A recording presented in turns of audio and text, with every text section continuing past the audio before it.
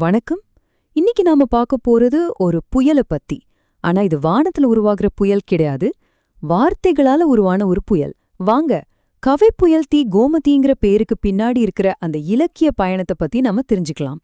கவிதை புயல், இந்த வார்த்தை கேட்கும்போதே ஒரு மாதிரி பவர்ஃபுல்லா இருக்குல்ல. இது சும்மா ஒரு பட்டப்பேர் மட்டும் கிடையாது. ஒரு கவிஞரோட படைப்புகள் எவ்ளோ வேகமா, எவ்ளோ ஆற்றலோட ஒரு பெரிய தாக்கத்தை ஏற்படுத்த முடியும் அப்படிங்கறதுக்கான ஒரு அடையாளம்னா இது. சரி, அந்த பவர்ஃபுல்லான பேருக்கு சொந்தக்காரர் இவங்கதான், கவி புயல் தி கோமதி. தன்னோட வார்த்தைகளால தமிழ் இலக்கிய உலகத்துல ஒரு நீங்கா இடத்த பிடிச்சவங்க. புயல் மாதிரி ஒரு பட்டப்பேர் இருந்தாலும் பாருங்க எவ்வளவு அமைதியான ஒரு முகம். சரி, இந்த இலக்கிய புயலோட கதையை நாம எப்படி பார்க்க போறோம்னா, முதல்ல அவங்கள பத்தின ஒரு சின்ன அறிமுகம், அப்புறம் அவங்களோட படைப்புகள், அதுல ஒரு முக்கியமான பக்தி காவியம், அவங்க வாங்கின விருதுகள், கடைசியா அவங்களோட மத்த திறமைகளை பத்தியும் பார்க்க போறோம். ஓகே, முதல்ல கவிப்புயல்ங்கிற இந்த சக்தி வாய்ந்த பட்டத்துக்கு பின்னாடி இருக்கிற அந்த கவிஞரை பத்தி நாம தெரிஞ்சுக்கலாம். அடுத்து அவங்களோட படைப்புகளுக்குள்ள போலாம். ஏன்னா ஒரு கவிஞரோட ஆன்மாவே அவங்க எழுத்துல தானே இருக்கும். சோ கோமதியோட படைப்பு உலகம் எவ்வளவு பெருசுன்னு நாம இப்போ ஆராயலாம். இங்க பாருங்க, அவங்களோட படைப்பு உலகத்தோட 2 எக்ஸ்ட்ரீம்ஸை நீங்க பார்க்கலாம். ஒரு பக்கம் கந்தன் மாலன்னு சொல்லி பக்தி இலக்கியத்தோட ஆழத்துக்கே போறாங்க. இன்னொரு பக்கம் சிறகை விரித்தேன்னு சொல்லி மன உணர்வுகளோட மென்மைய கவிதையாக்குறாங்க. இதுவே அவங்களோட ரேஞ்ச் என்னன்னு நமக்கு காட்டுது இல்லையா?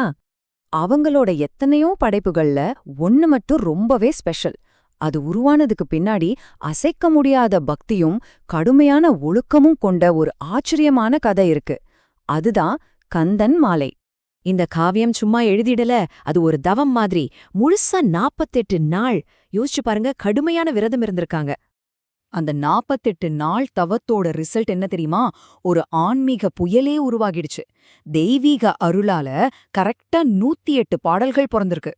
இங்க ஒரு முக்கியமான விஷயம் என்னன்னா, இந்த பெரிய சாதனைக்கு அவங்க தன்னை முன் நிறுத்திக்கவே இல்ல. எல்லாம் முருகன் அருள்னு சொல்றாங்க. இதுல இருந்து என்ன தெரியுது? கலைக்கும் பக்திக்கும் எவ்ளோ ஒரு ஆழமான கனெக்ஷன் இருக்குன்னு புரியுது. இவ்ளோ ஆழமான படைப்புகள் இருந்தா அதுக்கு அங்கீகாரம் கிடைக்காம இருக்குமா? சான்ஸே இல்ல. வாங்க, தி கோமதி அவங்களுக்கு கிடைச்ச அங்கீகாரங்களை பத்தி பார்க்கலாம். அவங்களோட திறமைக்கு கிடைச்ச சில பெரிய விருதுகளை பாருங்க. கலைமாமணி விருது, இது நம்ம மாநில அரசோட பெரிய விருது.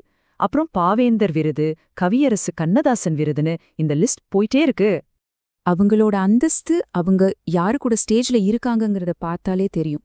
கலை, ஆன்மீகம்னு 2 துறையிலையும் பெரிய ஆளுங்க மதிக்கிற ஒரு பர்சனாலிட்டியா இருந்திருக்காங்க.